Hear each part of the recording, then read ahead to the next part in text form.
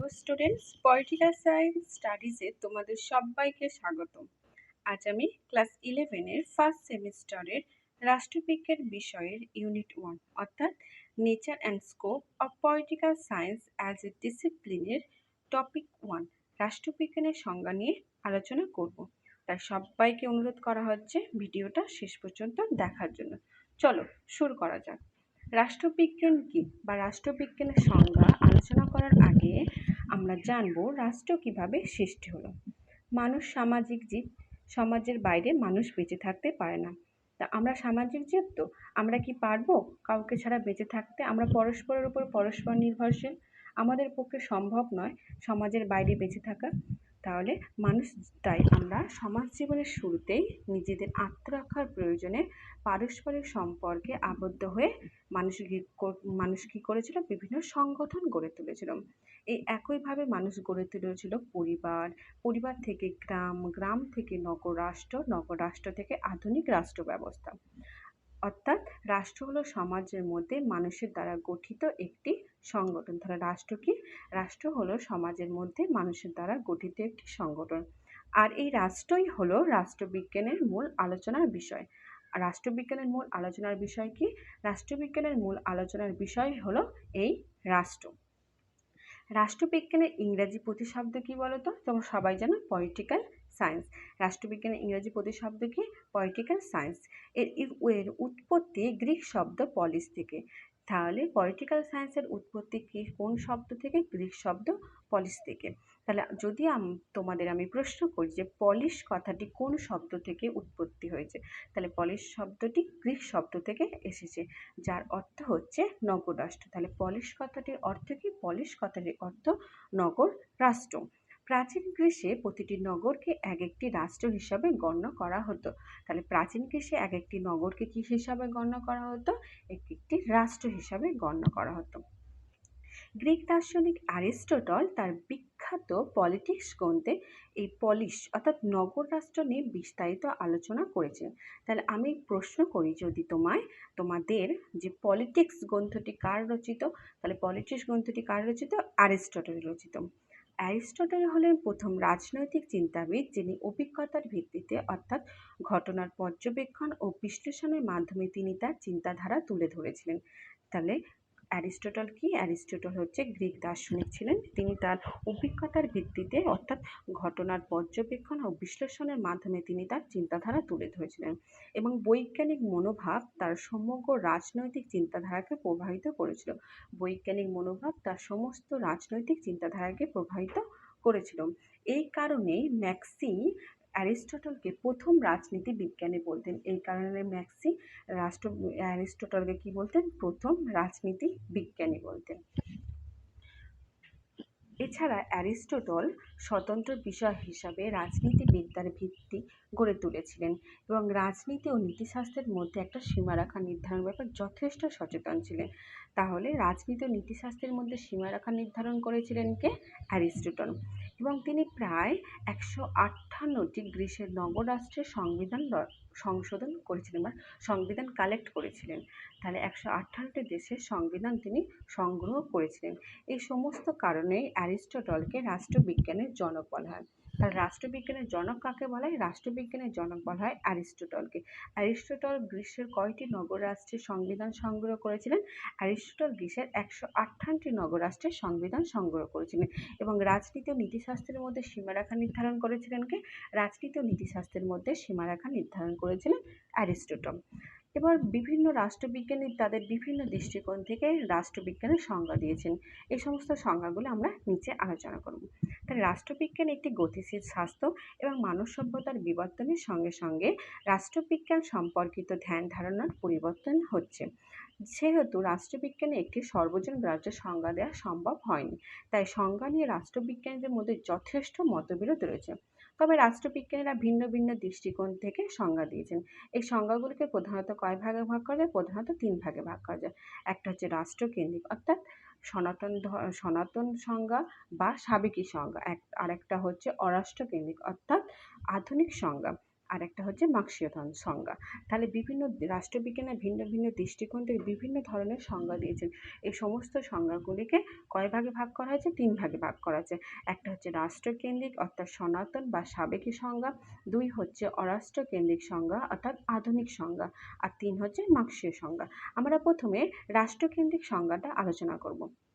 রাষ্ট্রবিজ্ঞানের এই ধারার প্রবক্তারা মনে করেন যে রাষ্ট্রবিজ্ঞান শুধুমাত্র রাষ্ট্রকে নিয়ে আলোচনা করে।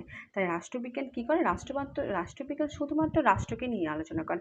এটা কারা মনে করেন? এটা রাষ্ট্রকেন্দ্রিক যারা সংজ্ঞা দিয়েছেন তারা মনে করেন। তাদের মতে রাষ্ট্রবিজ্ঞান শুধুমাত্র রাষ্ট্রকে নিয়ে আলোচনা করে, অর্থাৎ রাষ্ট্রের উৎপত্তি, প্রকৃতি, উদ্দেশ্য, কার্যাবলী যে শাস্ত্রে আলোচিত হয় তাকেই বলা হয় রাষ্ট্রবিজ্ঞান। এ কথাটি কারা বলছেন? এ কথাটি বলছেন রাষ্ট্রকেন্দ্রিক যারা সংজ্ঞা দিয়েছেন তারা বলছেন। এর প্রবক্তারা কার? এর প্রবক্তা হলেন বুনসলি, গার্নার, গেটেল, র্যাফেল, পল জানেস, সিলি, লিকক, ক্যাটলিন বার্জেস।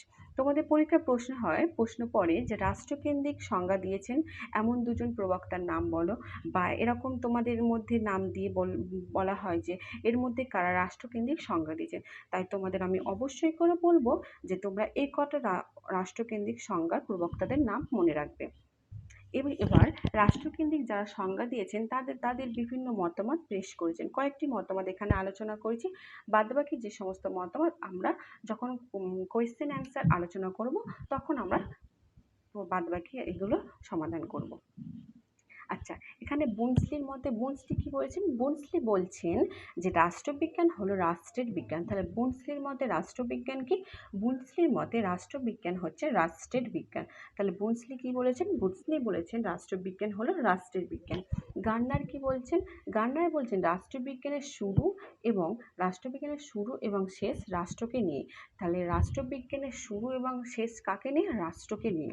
এবং গেটেলের মতে রাষ্ট্রবিজ্ঞান রাষ্ট্রের অতীত, বর্তমান ও ভবিষ্যৎ নিয়ে আলোচনা করে। তাহলে গেটেল কি বলছেন? গেটেল বলছেন রাষ্ট্রবিজ্ঞান রাষ্ট্রের অতীত, বর্তমান ও ভবিষ্যৎ নিয়ে আলোচনা করে। তোমাদের কিন্তু এই প্রশ্নটা খুব ইম্পর্টেন্ট। যেমন গার্নারের এই প্রশ্নটাও যেমন ইম্পর্টেন্ট, গেটেলের এই প্রশ্নটাও ইম্পর্টেন্ট। প্রায় পরীক্ষায় প্রশ্ন করে থাকে যে রাষ্ট্রবিজ্ঞানের শুরু এবং শেষ রাষ্ট্রকে নিয়ে এই বক্তব্যটি বা এই উক্তিটি কে দিয়েছেন? তখন তোমাদের অ্যান্সার হবে গার্নার। এছাড়াও বলে যে রাষ্ট্রের অতীত, বর্তমান ও ভবিষ্যৎ নিয়ে আলোচনা করে রাষ্ট্রবিজ্ঞান। এই উক্তিটি কার? এই উক্তিটি হচ্ছে গেটেলের। এছাড়াও র্যাফেল কি বলেছেন? র্যাফেল বলছেন যা রাষ্ট্রকে স্পর্শ করে তাই রাষ্ট্রবিজ্ঞানের বিষয়বস্তুর অন্তর্গত। তাহলে রাষ্ট্রকে যা স্পর্শ করে তাই কি? রাষ্ট্রবিজ্ঞানের বিষয়বস্তুর অন্তর্গত। এবার আমরা দেখব অরাষ্ট্রকেন্দ্রিক সংজ্ঞা বা আধুনিক সংজ্ঞা। এই রাষ্ট্রবিজ্ঞানের এই ধারার প্রবক্তারা কি মনে করেন? যে রাষ্ট্রবিজ্ঞান শুধুমাত্র রাষ্ট্রকে নিয়ে আলোচনা করে না, সেই সঙ্গে বেসরকারি প্রতিষ্ঠান, রাজনৈতিক দল, কোনো গোষ্ঠী বা ব্যক্তির রাজনৈতিক আচার আচরণ, চাপ সৃষ্টিকারী গোষ্ঠী প্রভৃতি নিয়েই আলোচনা করে। তাহলে যারা রাষ্ট্রকেন্দ্রিক প্রবক্তারা তারা কি বলছেন? রাষ্ট্রবিজ্ঞান শুধুমাত্র রাষ্ট্রকে নিয়েই আলোচনা করে। কিন্তু যারা অরাষ্ট্রকেন্দ্রিক সংজ্ঞা দিয়েছেন তারা কি বলছেন? যে রাষ্ট্রবিজ্ঞান রাষ্ট্রকে নিয়ে আলোচনা করে, কিন্তু তার সঙ্গে সঙ্গে বেসরকারি প্রতিষ্ঠান, রাজনৈতিক দল, চাপ সৃষ্টিকারী প্রভৃতি বিষয় নিয়ে আলোচনা করে থাকে। অরাষ্ট্রকেন্দ্রিক প্রবক্তারা কারা?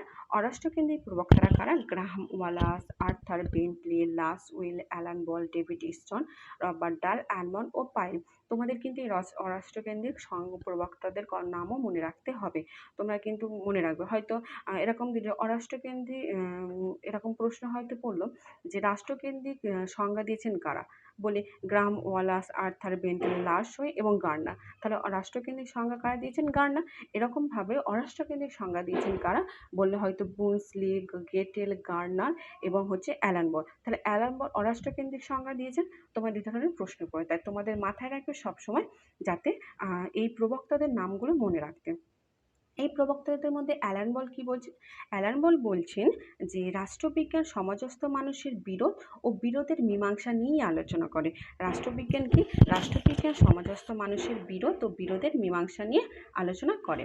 এবং লাসওয়ে কি বলছেন? লাসওয়ে বলছেন সমাজের প্রভাব ও প্রভাবশালীদের সম্পর্কে আলোচনা ও বিশ্লেষণের নামই হলো রাষ্ট্রবিজ্ঞান। তাহলে লাসওয়ের বক্তব্য কি? লাসওয়েলের বক্তব্য হচ্ছে সমাজের প্রভাব ও প্রভাবশালীদের সম্পর্কে আলোচনা ও বিশ্লেষণের নামই হলো রাষ্ট্রবিজ্ঞান। এবং অ্যালান বল কি বলছেন? অ্যালান বল বললেন সমাজস্থ মানুষের বিরোধ ও বিরোধের মীমাংসা নিয়ে আলোচনা করে রাষ্ট্রবিজ্ঞান। এবার আমরা দেখব মার্ক্সীয় সংজ্ঞা যারা দিয়েছেন তাদের বক্তব্য। মার্ক্সবাদীরা কি বলছেন বা মার্ক্সীয় সংজ্ঞা যারা দিয়েছেন তারা কি বলছেন, তারা বলছেন যে রাষ্ট্রবিজ্ঞানের কেন্দ্রবিন্দুই হলো বিরোধ ও দ্বন্দ্বের ধারণা। তাহলে রাষ্ট্রবিজ্ঞানের কেন্দ্রবিন্দু হলো কি, বিরোধ ও দ্বন্দ্বের ধারণা। তাদের মতে প্রভুত্ব ও অধীনতার ব্যবস্থার মধ্যে বিরোধের মূল কারণ লুকিয়ে থাকে। তাহলে তাদের বক্তব্য কি বা তাদের মতে কি, তাদের মতে বলছে যে তারা বলছেন যে প্রভুত্ব ও অধীনতার ব্যবস্থার মধ্যে বিরোধের মূল কারণ লুকিয়ে থাকে। এই সমস্ত বিরোধকে আপোষ ও মীমাংসার দ্বারা নিষ্পত্তির সম্ভব নয়। এই যে বিরোধ বাড়ছে, এই সমস্ত বিরোধকে যে একটা মীমাংসার দ্বারা, আপোষমূলক মীমাংসার দ্বারা যে বিরোধের নিষ্পত্তি ঘটবে তা সম্ভব না। এই সমস্ত কারণের জন্য রাষ্ট্র ব্যবস্থার উৎপত্তি করে। তাহলে এই যে বিরোধের নিষ্পত্তির কারণে কি হচ্ছে, রাষ্ট্রবিজ্ঞানের উৎপত্তি হচ্ছে।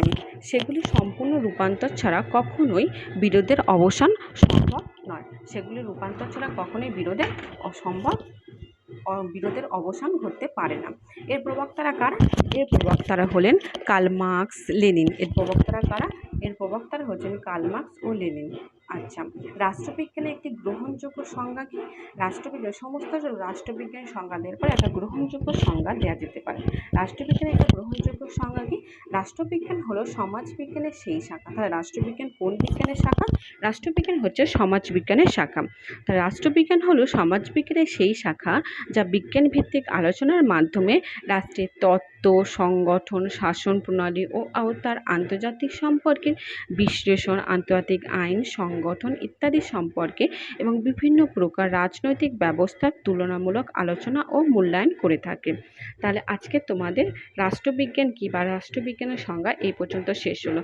নেক্সট ক্লাসে আমি তোমাদের এই ইউনিট থেকে বা এই টপিক থেকে তোমাদের শর্ট প্রশ্ন আলোচনা করব। আজকের মতো সবাইকে টাটা।